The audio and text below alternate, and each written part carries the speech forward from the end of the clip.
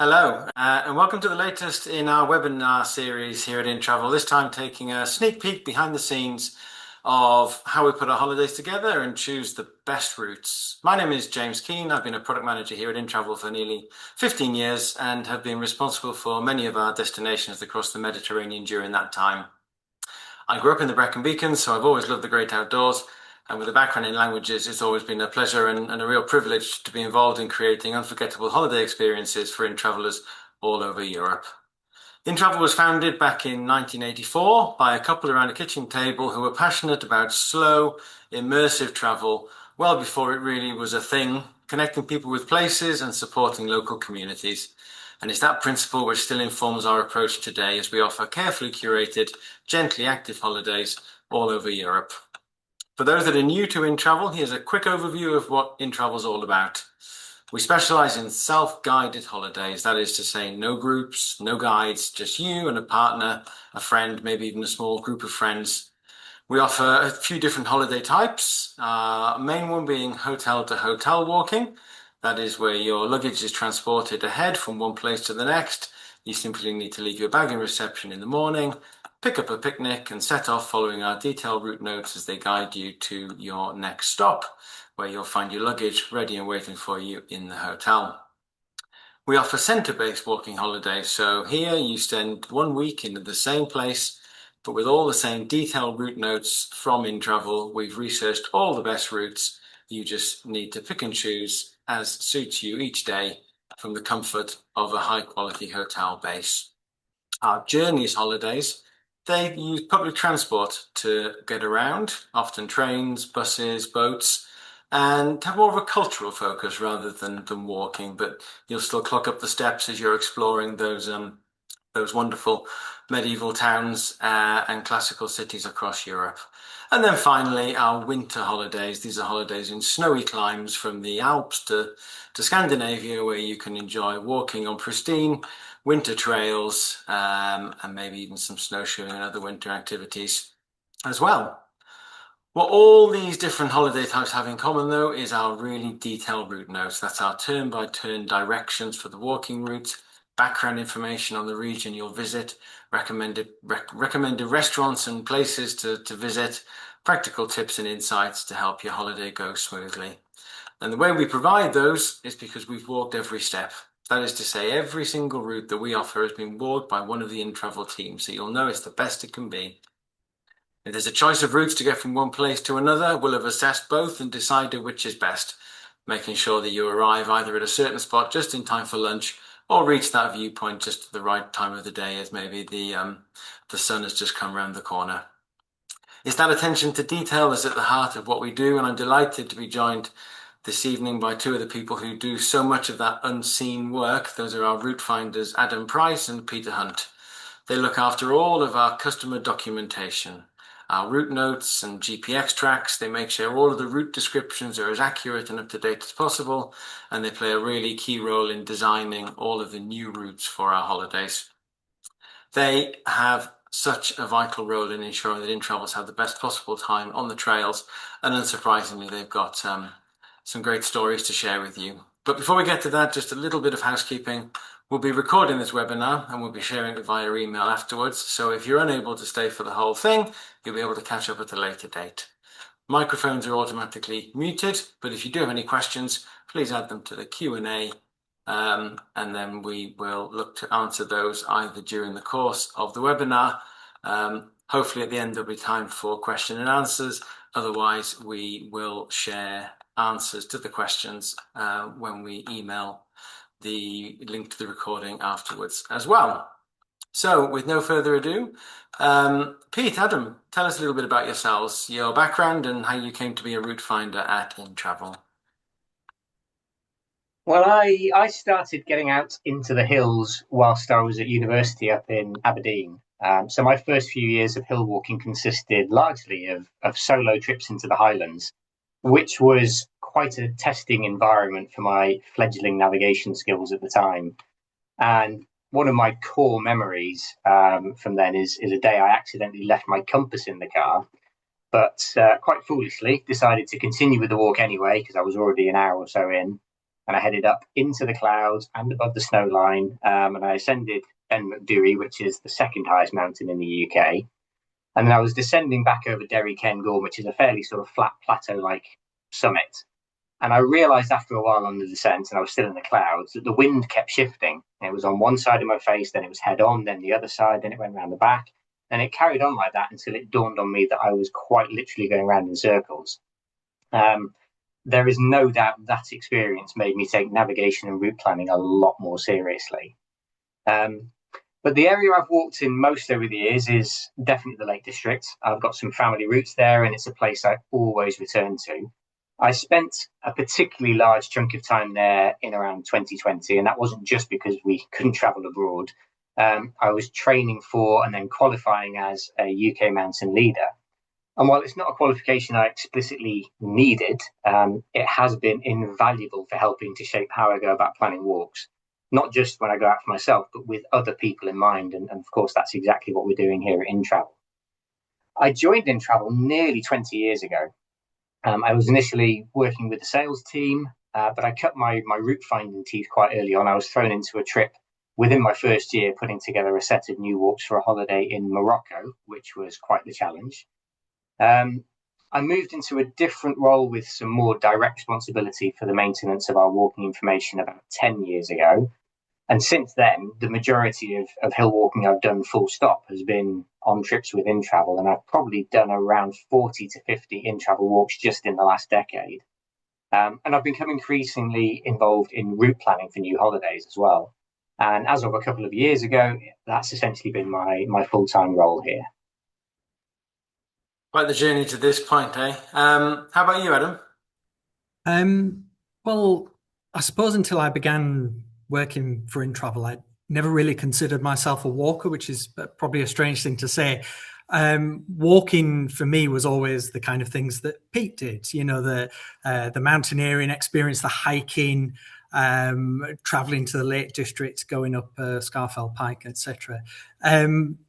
But it's actually been quite an important part of my life, actually, walking and walking holidays without realizing it.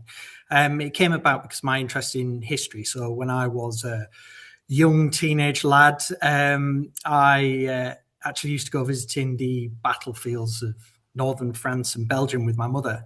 And they were guided tours originally, but the more I sort of learned about the subject and the more experience I got there, I kind of started experimenting with, researching my own routes, researching my own tours.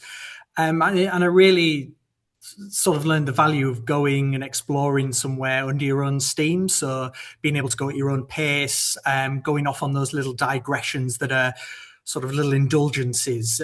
And it really sort of made the experiences more valuable. So I actually began kind of doing little bespoke researching and holidays and tours for family, for friends, family of friends, and it really sort of escalated from there.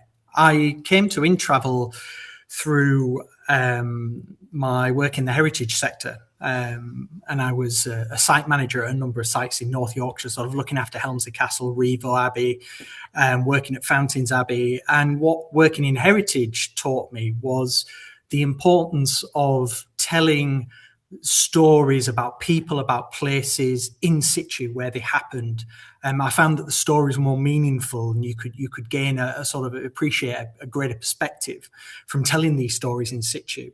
And that's really what attracted me to Inntravel. So I joined Inntravel about 8 years ago off the back of that, because it's something they do particularly well. I think we tell the story of a region in and actually walking is the way that we choose to do that.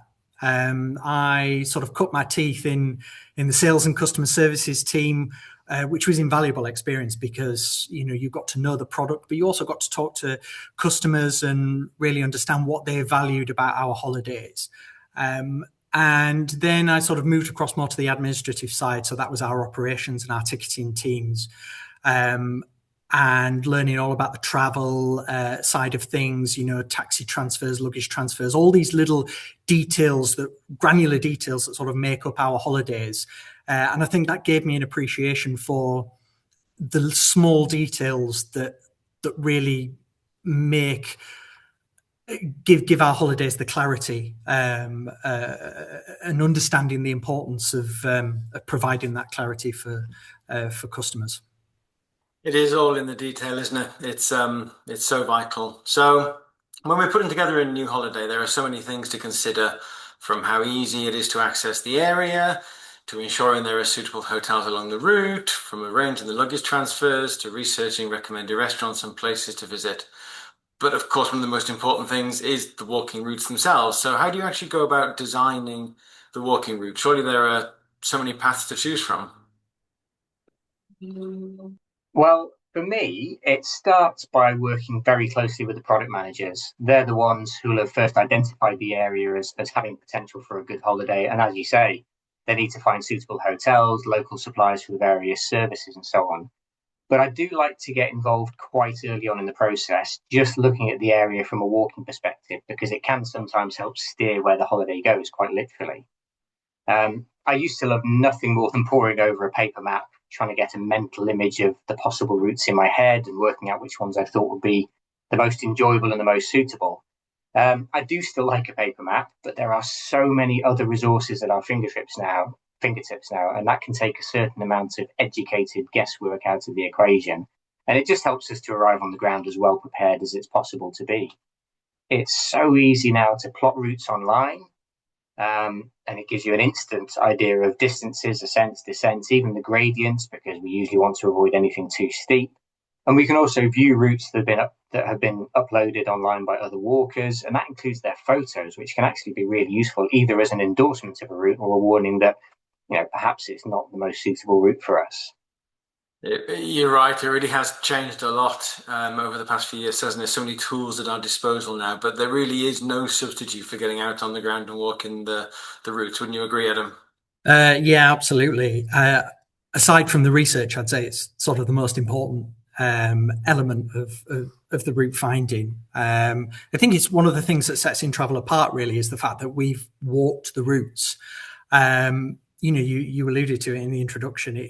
It's not a marketing gimmick. We really have walked every step. And more often than not, the proof of the pudding is in the eating. And you really sort of get an appreciation for as much research as you do at the desk. And I'm sure there are many people out there sort of watching tonight who know exactly where we're coming from. You spend hours at your desk or looking at a map over a kitchen table or something like that, and then you actually get out on the ground and you find you can have a completely different experience. And that can be sort of the overall walk itself maybe leaves you a bit underwhelmed. It could be that that big thick line on a map actually turns out to be quite a treacherous path, or it's overgrown, or it kind of disappears into nothing. And I think there's also the route notes as well. Sort of one of the things that sets us apart is that these are descriptions, on the ground descriptions. So there's a world of difference sometimes in looking at a junction on a map that might look like a crossroads, but you get there and it actually looks like a T junction, or a right turn. What looks like a right turn on a map can look like you're sort of just going straight ahead. So it really is, the testing is important. But I suppose just to add another thing is, as much of that, for me, I always like the walks to be sort of anchored in a particular purpose, and that can be that a walk, it's more than just getting you from A to B. It's that the walk can take you, through a particularly picturesque village. We have our Collier to Cadaqués, which you can see sort of at the bottom right-hand corner of the screen, walking through pretty villages on the Catalan coast, or the Fisherman's Trail in the Algarve. It can be something that takes you along, a particular ridge line, or takes you to a waterfall. The top right-hand corner, actually, we have from our Spanish Pyrenees holiday. And it's actually a circular walk we have around Set Cases, sort of nicknamed them the Champagne waterfalls, because you have the one on the left hand side actually is the Copa di Cava, and it really, when you come up close to it, does look like one of those old fashioned champagne glasses with this kind of bubbling effervescent water kind of spilling over the top. And then the other one waterfall looks like one of these kind of elegant champagne flutes. It can also take you to a feature in the landscape, like a monastery or a ruined castle, a ruined church, something like that. And some people at home may be familiar with the image on the left hand side. This is the Castello di Santa Caterina in Favignana, which is part of our Wonders of Western Sicily, and actually featured recently as the location for Ithaca in the Christopher Nolan Odyssey film. And there was an interesting interview I was reading with him where he was actually saying that the crew every day had to hike up the hill. There was no other way of doing it. And I remember him was kind of saying how he envied Tom Holland for bounding ahead of them. But yeah, some of these places really, the only place you can get to is by walking. So it's, these walks are tried and tested, and we know that they're good walks in their own right. Thanks, Adam. Yeah, Fabian is a special little island, isn't it? And yeah, the views from up there certainly are special. Pete, you've obviously walked a lot of routes in your time. I imagine there are some that maybe didn't quite work out as planned. Yes, absolutely. So for all that I said earlier, that with the various tools at our disposal, we can now arrive incredibly well prepared for a route finding trip. I've learned to always have more routes planned than we're actually going to need for the holiday, because there is still a good chance that something which looks fine on paper, so to speak, doesn't work out, sort of as Adam has kind of alluded to already. I've recently returned from Mallorca, and one of the aims of the trip was to find some new, easy walks. And I'd identified four possibilities before I headed out. I'd done as much research as I could, and yet not one of them worked out as I expected it to. One of them was it was more physically demanding than I'd hoped it would be. The terrain was quite rough, as well as being steep in parts. And you can see that image on the left is from that walk. I got to that point and it had already been steep up till there, and I just thought, this isn't the experience I was expecting for our customers. There was no wow moment. There wasn't an amazing viewpoint that made it worthwhile. So we scrapped that one. Two of the others, which were both generally delightful walks and ticked a lot of boxes, still aren't quite as I'd planned them. In one instance, the final section of path was closed for safety reasons, and that wasn't evident at all from anything I could find online beforehand or any of the research I'd done. And it's a fairly recent closure by the looks of it, but it's permanent, so we've had to shorten the walk a bit. And in the other instance, I'd planned a little out and back to what I thought would be a really nice viewpoint down over the town of Soyer and towards the coast. And it was on a marked path, but actually on the ground, very difficult to find any kind of path at all. There was no obvious path. There was no way marking. There were no cairns. And it was just too difficult to try and describe and expect people to be able to follow. But it worked out okay, because from another point on the walk, I actually got the view I was looking for, even though I hadn't expected to see it at that point. So it's ended up working out okay.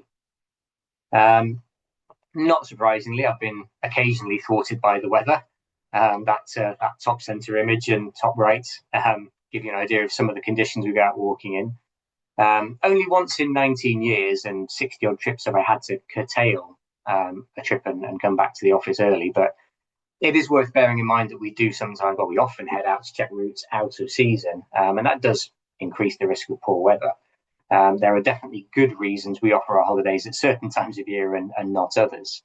But of course, walking in wet weather isn't entirely uncommon, and whilst it's not as enjoyable as walking in the sunshine, it's actually really valuable. Just as a reminder for us that our routes need to work in the rain as well as when the sun's shining.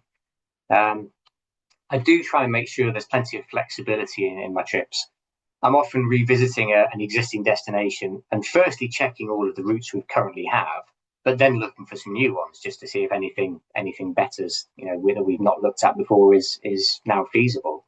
And if the forecast is mixed, I try and walk the new routes in the better weather, because more often than not, our customers will be, and I want to make sure that they're definitely getting the experience that we hope for them.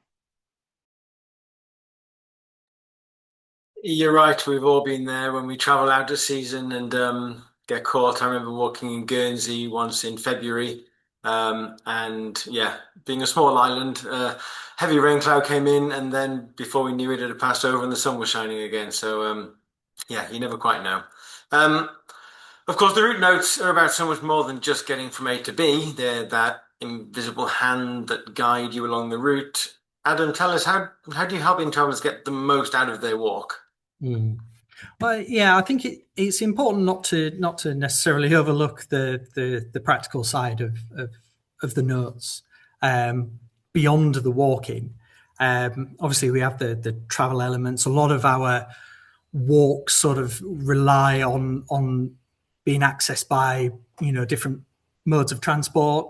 Ferries, buses, railway journeys, things like that. And we provide obviously all the practical information that maybe removes some of that uncertainty, some of that worry.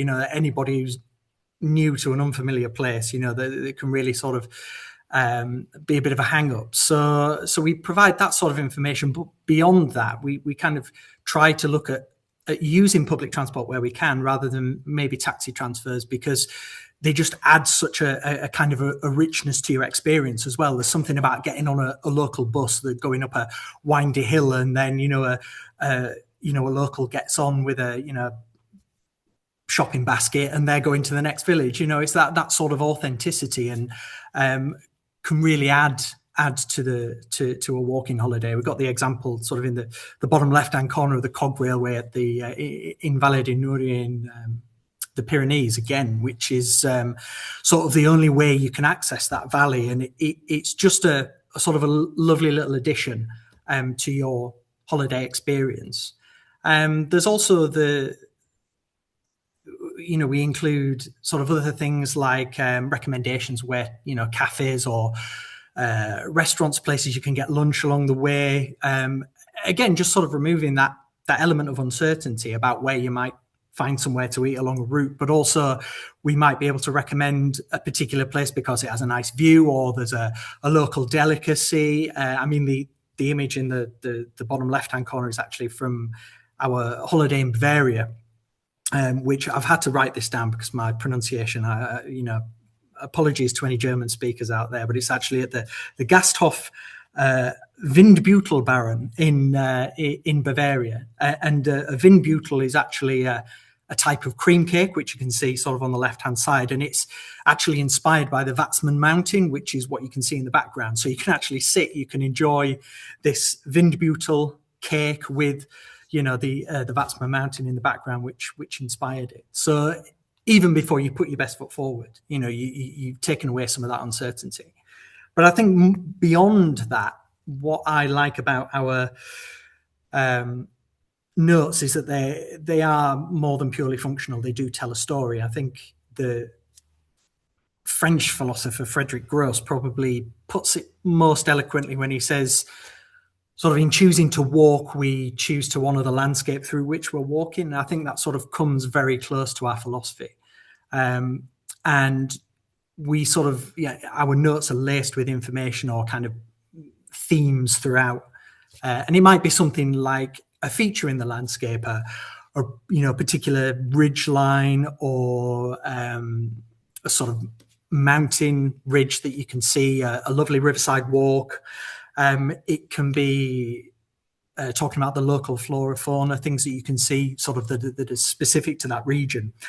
It can be even stories of the human interaction with the landscape. So walking along Roman roads, or actually the image on the right hand side is a good case in point. This calderimi in the Cyclades, which are actually drovers' paths. I think it's really solidly built kind of stone paths that just wind their way up into the hills, that were used by shepherds, taking their flocks up into the hills and bringing them back down again, and obviously a great things for walkers as well to utilize. It could be about exploring, the mining in a particular region, or like the Prosecco Hills, wine producing regions. So it's really just goes beyond walking. I think there's also those lovely little things that are almost inexplicable or hard to kind of explain what they are. They're not immediate to kind of first sight, and sort of in the top left hand corner actually is a great example. I remember seeing these. This is on our high paths of northern Portugal holiday, and you look at these kind of stone. They look like coffins almost, and they've got sort of these crucifixes on the top, and I just assumed they were sort of like kind of burial sarcophagi, you know. And I think it was you, James. Actually, I think you blew my mind when you told me actually they're old grain stores. And the another great example is sort of the image in the middle there, the Via Cave in Tuscany, which you know, to walk along these kind of valleys, these through these caverns, you think they're natural features in the landscape, but they actually date back to the sort of the period of the ancient Etruscans, about 3,000 years old, and they were actually formed by the iron rimmed wheels of the carts going over the soft tufa rock in the and they would create these ruts, and then, you know, people would come along and sort of level out the track, so you end up cutting these deep grooves into the rock, and you can still see the etchings on the side, and you walk through them, and it's like these huge cathedral-like structures, and you would think they're natural, but they're not. And yeah, it's just those little moments as well that kind of, you know, where customers can stop, enjoy a view, enjoy a little quirk in the landscape, and it just gives them time to pause, to reflect, to kind of really immerse themselves in their experience. Thanks, Adam. Some really great recollections there. You're right, the Espigueiros in Soajo there in the Peneda Gerês National Park, they were built on those stilts to prevent rats and the like getting into the grain stores. But so vital was the grain to the life of the village and the community that they put a crucifix on it as well, just to kind of ask for Godspeed in keeping the grain safe. A phrase we often use to describe our holidays, as we've alluded to in the title of this webinar, is that they take you off the beaten track. But I wonder, Pete, what does that mean to you? It can certainly mean more than one thing. I think if I'm being idealistic, it's where you can put together a holiday in a destination that simply isn't very well known or popular, but it offers a great experience on foot. So an example of that would be something like the Apennines in Italy. The area flies under the radar a bit when it comes to walking. It's never very busy, despite actually being quite easily accessible. We operate one of our longest standing itineraries there. It significantly predates my time at Inntravel. And it's got so many of the elements you'd look for if you're putting together a new holiday. The Apennines are quite wooded, and the benefit of that, amongst other things, it offers shade from the sun in a region that can get quite hot in the summer. But there are routes that then head up above the tree line, and they give you these majestic views over the Apennine mountain range, and that feeling of being somewhere really quite remote as well, despite it being very accessible. And then there's the accommodation we use, which gives you, in my opinion, some of the most authentic Italian hosting you'll find anywhere. The hotels we work with are quite small. They're extremely proud of what they offer. They love creating these wonderful seasonal local dishes for meals. And the hoteliers we use, they keep in touch with each other just to help ensure that everything runs smoothly. They go as far as liaising with each other to make sure they don't end up serving our customers the same dishes throughout the course of their week on the holiday. And that's a level of detail you'd be hard pushed to find pretty much anywhere else. Another way you could look at off the beaten track as a concept is simply looking adjacent to sort of a more illustrious neighbour. So if I think of somewhere like Senja up in northern Norway, it's a little to the north of the much better known Lofoten Islands, and it offers the same incredible and unmistakable Western Norway coastal scenery, but doesn't draw anything like the same crowds. We're also conscious that in some popular walking destinations, we can still offer an off-the-beaten-track experience just by taking the time to find walks that most other people either don't know about or don't try. And Madeira is a really good example of this. So walking as a tourist activity has really boomed in the last few years. And a handful of the most popular and generally the most accessible routes have definitely suffered for it. In no small part because they've also been plastered all over social media. With Madeira, it doesn't help that much of the walking is along levadas, and a levada is a narrow water channel alongside a mountain, along a mountainside, with a narrow path alongside it. You can see in that image on the right hand side there. And they're on these steep hillsides that make up most of the island. So if they get busy, you find yourself in a bit of a queue, shuffling forward, having to step aside for people coming the other direction. And it's not the most enjoyable walking experience. So when I was out on the island in January, I deliberately spent a few days just looking for some alternative walks that were almost invariably just as good as the popular ones, but not at all busy.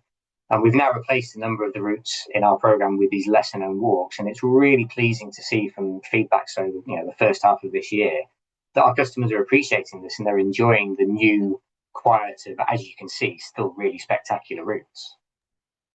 So true. Madeira's got so much more to offer beyond the well-known routes. Adam, how about you? Off the beaten track, what does that mean to you? I suppose it makes me think of the Robert Frost poem, "The Road Not Taken." Just because you choose one route over another doesn't sort of make the route, any route, particularly better than the other per se.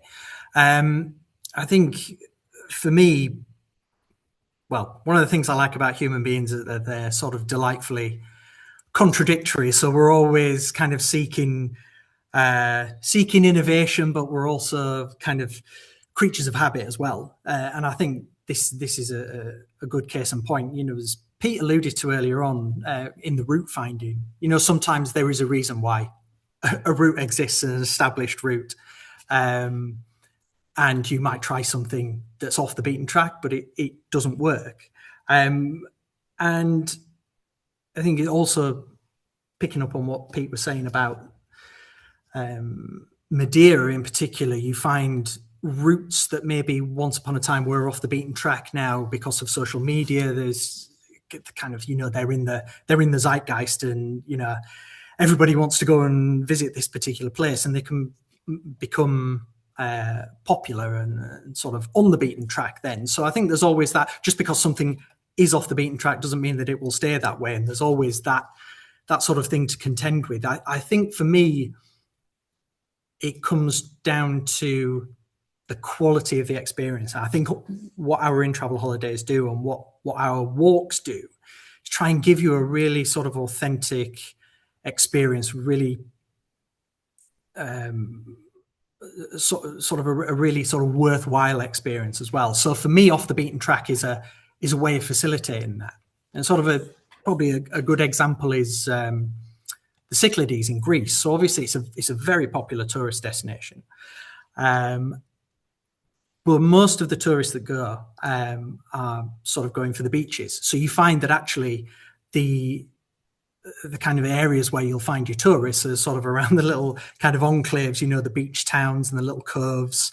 And Greece and the Greek islands is a wonderful place for going and exploring on foot and going walking, but there's not necessarily the same kind of infrastructure, sort of waymarking, kind of well-established paths, signposting and things like that. But you find that even in sort of those popular destinations, you can, by walking, you can find yourself quite quickly out in the middle of nowhere, sort of on your own in the wilderness. Even on an island like Milos, which is kind of very well visited by tourists. But they have the sort of in the image in the top right hand corner was taken during my time on Milos, doing some walking, and the catacombs there. Most people go to visit the catacombs. They're in the car park. They drive up, they park in the car park, they go to the catacombs, and then they sort of drive away. But actually, it's a huge site full of really sort of interesting little archaeological finds, and this is one of them, the amphitheater, which is set into the hillside, and it has this wonderful kind of backdrop of the bay. I think any sort of theatrical set designer's dream, and it's just this natural feature. The ancient Greeks and Romans were great at kind of setting these things in wonderful settings. And there's hardly anybody there when you visit, and you can sit in the audience, imagine you're an ancient Roman enjoying the theatre. You can get up on stage if you want and give it your best Aeschylus, your best Euripides, whichever you remember. And I think what really kind of drove that home was the following day I kind of took a flight to Athens.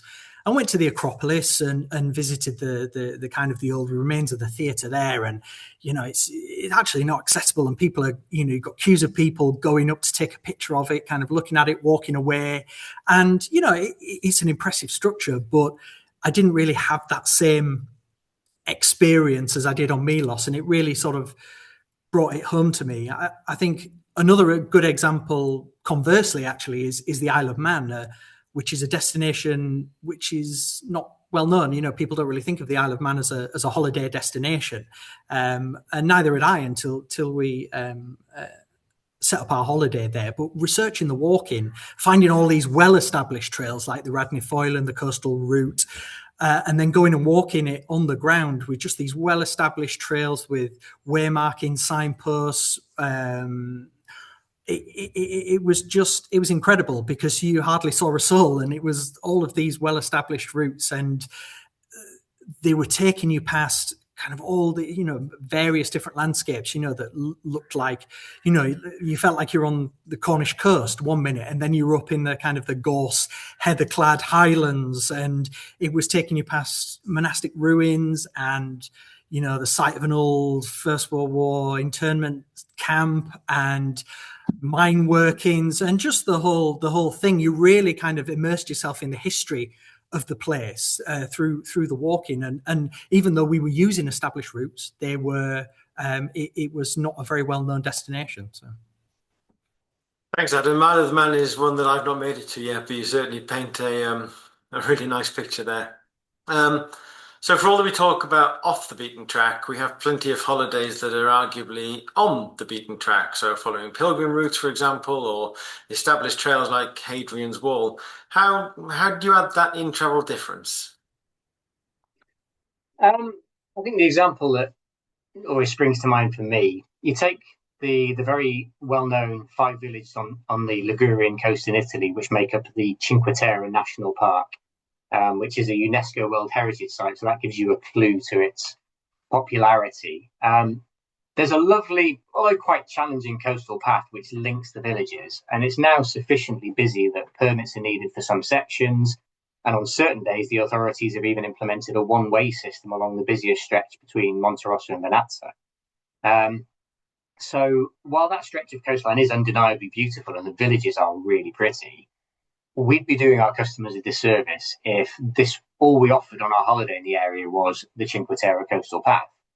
Because the coastal path continues further north as well, and there are some delightful sections between other villages which aren't as busy simply because they're not the Cinque Terre. So we offer a single centre holiday based in Monelia, and that's about another 5 villages further up the coast. And you can easily access the Cinque Terre from there, and we offer several walks there. It is worth visiting.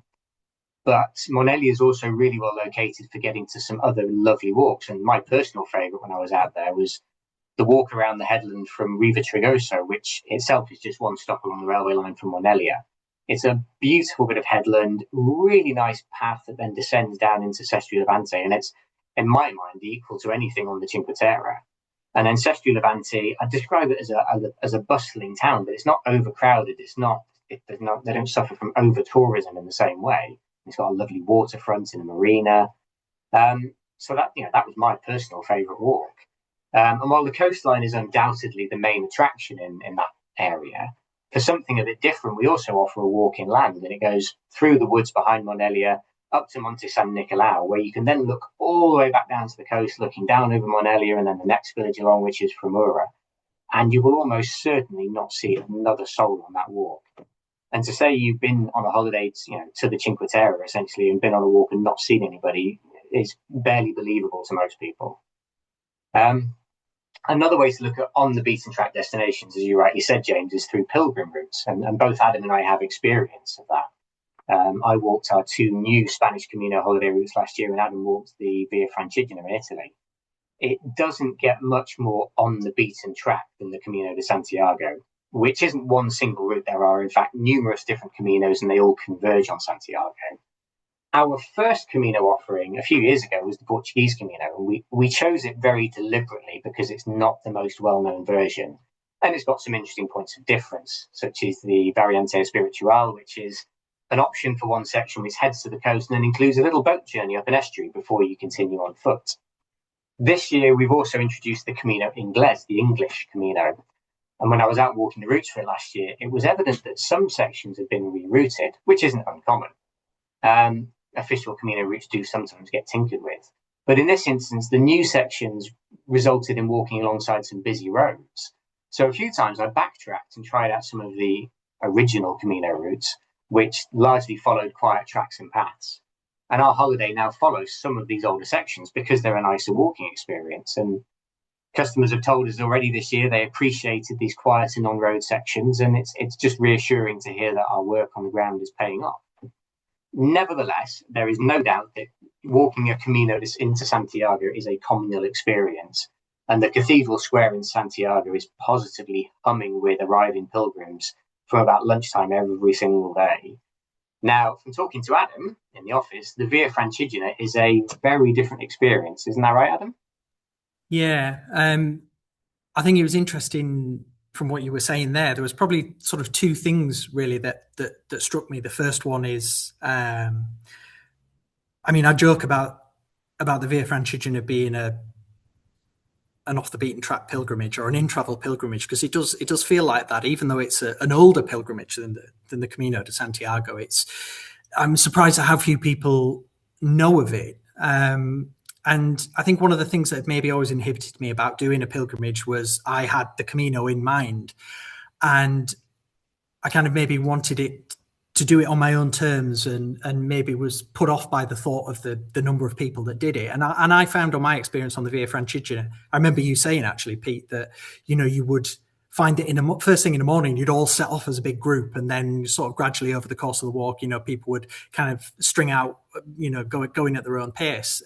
Whereas I never really felt like I had that. There might be one or two familiar faces that you would see along the route, which gave it that sort of element of being communal, but you felt like you could kind of do it on your own terms, which I really appreciated.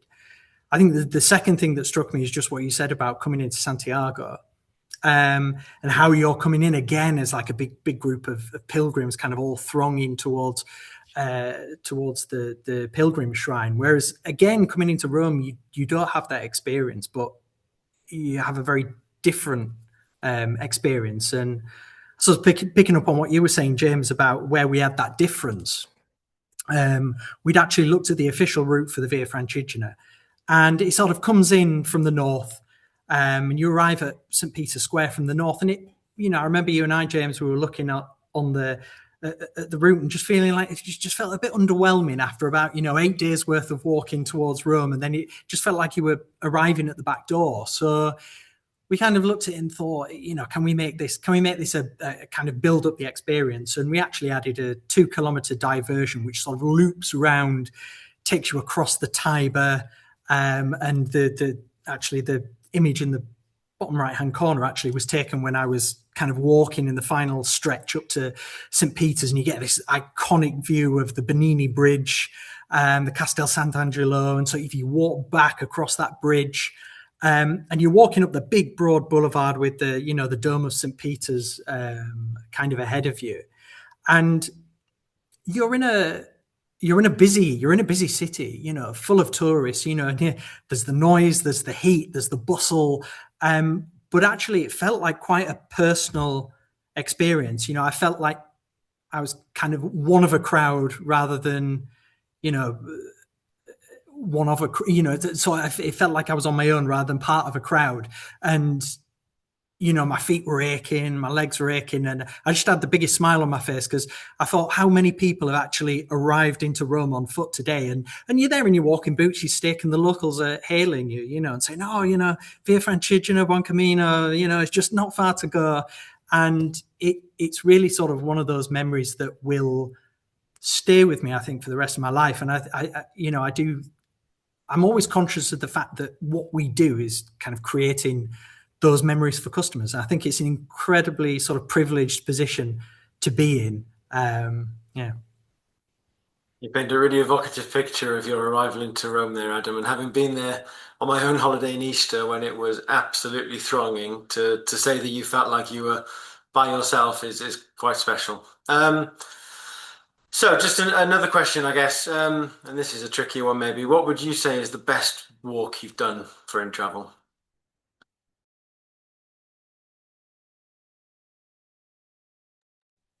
Adam.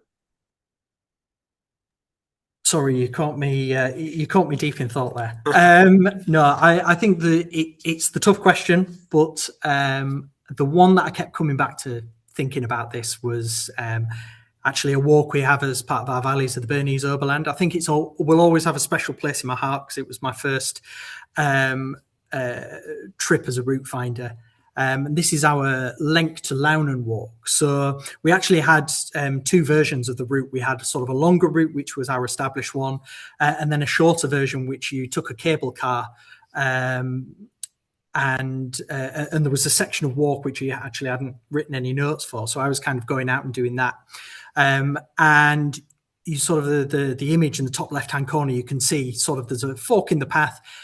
Most of the walkers that were walking with me sort of went, took the left fork and they're walking at the foot of this kind of ridge line. But our route sort of went up right, and you're going up to the Stubbleni crags, and you get up onto the top of the ridge line, and it's wonderful, sort of strange alien landscape of these kind of, cones of rock kind of peeking up out of the grass, and there's sort of these deep crags, deep gorges in the ground, and they're sort of perfect nesting locations for marmots, which are sort of rodents, kind of like small groundhogs.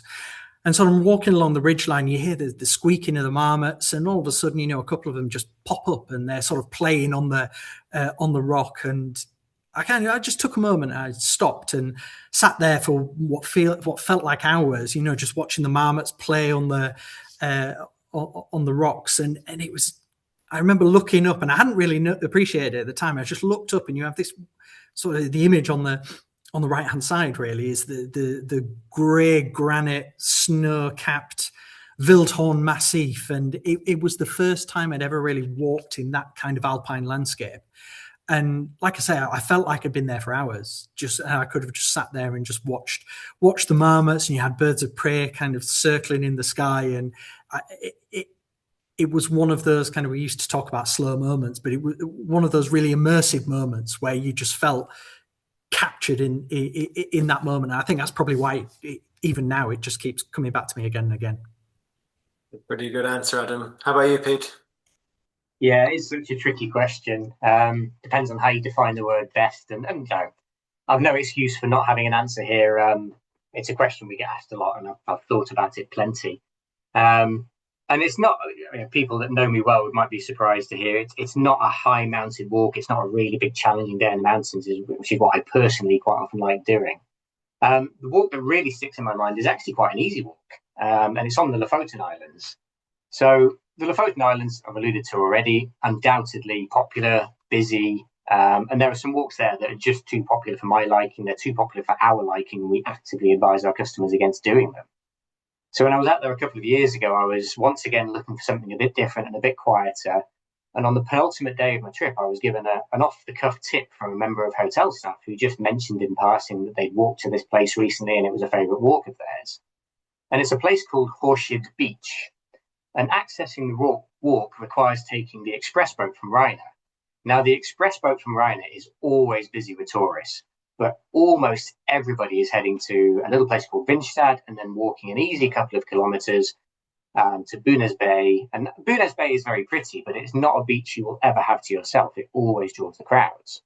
Conversely, if you get off the express boat almost literally round the corner from Vinstad at Kirkefjord, and then you walk 4.5 kilometres over a little pass and down this huge, unmistakably Norwegian valley. You can see the view from the pass in the top left there. At the end of that, you reach Horshid Beach, which is a deep crescent-shaped sandy beach flanked by the ends of these two incredibly high ridges you just walk down between.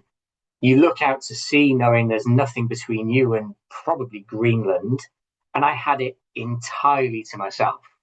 And I was there in very early September. It might get a few more visitors in the height of summer, but it's a big enough beach that it is worth just a little bit of extra effort compared to going to Bunas.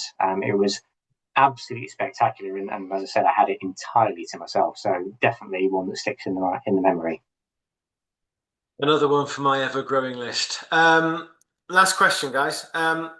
As I imagine there are some people watching here who maybe never done an in-travel holiday before. If you were talking to somebody considering their first in-travel holiday, what advice would you have for them? And could you maybe recommend a particular holiday? Well, I don't know about Adam. I'm not sure I would be the most effective member of our sales team anymore, because I could talk about our holidays for hours and would probably make it harder rather than easier to choose. But I think first and foremost, for somebody new to Inntravel and perhaps new to the concepts of self-guided walking holidays like ours, just be reassured that it really does work. We take care of the logistics. You're just turning up at hotels where rooms are booked for you. You're following walking routes using our instructions, which are, hopefully, not just accurate, but informative. And you're arriving at the next hotel to see that your luggage has magically made its way from the previous one. And you can trust that we've put in the research to make sure we're offering the best selection of walking routes.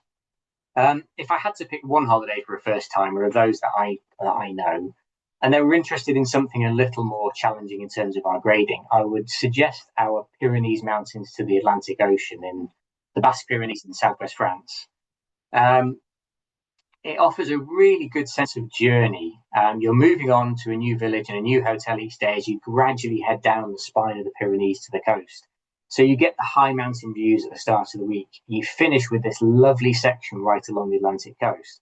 In the middle, there's this funicular railway journey to the summit of a mountain called La Rune, which is just a lovely place to start to walk. The hosting is really good. It's very authentic Basque, particularly when you're still up in the mountains. And I just think it's a brilliant all-round self-guided walking experience. Great stuff. Adam, anything from you? I thank Pete for the vote of confidence in thinking I'll be able to answer this question any easier. I think that there's a lot of things to consider. I think when you're choosing a holiday, thinking about the grading, how much you're wanting to be challenged, whether you're wanting kind of centered walking or whether you're looking for that sense of journey by going from place to place.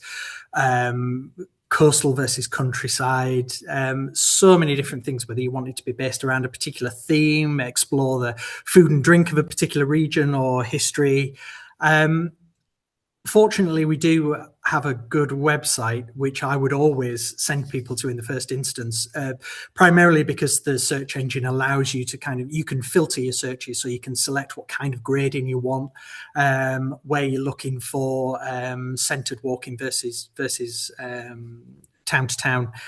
And it can give you a good start, come up with a short list. But I would say really to get on the phone, speak to one of our sales agents, because they are incredibly knowledgeable. They have, such a grounding in all of our holiday products. They'll be able to answer any questions. There's really there's no substitute for that kind of speaking to another person and kind of talking through all of the various things you're looking for. Having said that, I will nail my colours to the mast. Something that it's one that shows off everything we've been talking about, really, is our Hilltop Towns of Tuscany holiday. So grade 1 to 2, very kind of relaxed walking, visiting, staying in these iconic Tuscan hilltop towns like San Gimignano, which you can see in the picture in the top right, it's Manhattan skyline almost, Siena. So you can explore the kind of the rich cultural, architectural history, artistic history of these places. But the walking in between, you virtually have these, the walking along Strada Bianchi, cypress trees, rolling hills, and you can have these paths to yourself. You can actually, from these destinations, which can be quite popular, you can find yourself sort of having them, walking these quiet paths, but also because you stay in these locations, you have the place to yourself. So on a night when all the tourists have left, because most of the way you really access these towns are by bus, by car, very few people stay. So you have these places to yourself on a night. And as Pete alluded to with his great sense of journey, kind of culminating in Siena. Wonderful, wonderful food, great hotels. Probably one of the friendliest taxi drivers I've ever encountered in my entire life. And I'll give a shout out to Fausto Bacci, who's your taxi driver in the area. He's just a one-man endorsement for this holiday alone. There's certainly no compromises that you have to make with this holiday. It's got it all. Well, Fausto is indeed a good man. I'll just add in another recommendation, maybe, which would be our along the Catalan coast holiday. So that's a grade one, like an entry level holiday, coastal walking, fairly short distances, great selection of family run hotels. And if you keep the sea on your right and keep on walking, you're not really going to get lost. So it's a good first timer. Guys, thank you so much for your sharing your experiences. That was really interesting and insightful. I'm sure everybody watching along has found that to be the case too. We have a few minutes for questions. I mean, we've been inundated with questions this evening, and I know my colleague Rebecca's been trying to answer as many as she can as we go along. But we did just want to pop a few here and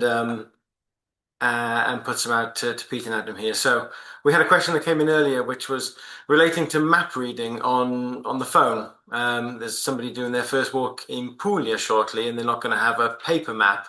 I was wondering if there are any tips on map reading with the phone, which system to use, concerns about battery life, and that sort of thing. First thing I would say is I don't use navigation apps on the phone in the same way that maybe our customers do, partly because when we go on our trips, we have kind of dedicated handheld GPS devices. So it's a slightly different way of doing it. And I use apps for route planning rather than following. But what I can say without a shadow of a doubt is that the two apps that the vast majority of people use and are seemingly the most user friendly and intuitive are Komoot and All Trails. They've got pages on their websites that give you instructions on how you would add a GPX file and what to do to follow it. We can also provide those links on request. I think we are, if you get in contact with our teams before your holiday, they can give you a little bit of help with that as well. I think the question also touched on kind of battery use and so on. Modern smartphones generally not an issue. I tend to use my phone pretty much all day, taking pictures, checking maps, doing all sorts, and the battery lasts all day. But I still take a power bank with me as a backup. It's always wise to have that backup just in case. But these days, the battery life issue generally isn't a problem.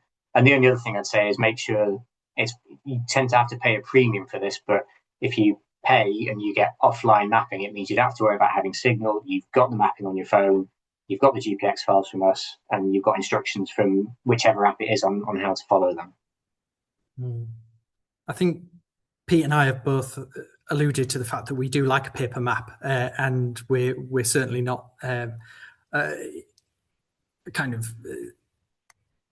saying not to use those. I think I'm a recent convert, I will say, to GPX, and for me, what I found a useful way of using it is actually to more as a reference point. So I think sometimes you feel like you have to set it going and worried about battery life, and you think, well, I've got to have it running throughout. But actually, what I do is I usually use it as a backup, as a safety net. So actually, I'm only checking it every now and then just to make sure I'm on the right track. And I think the important thing to remember is that our written notes will get you from A to B without reliance on any other form of navigation. So you will be in safe hands with that.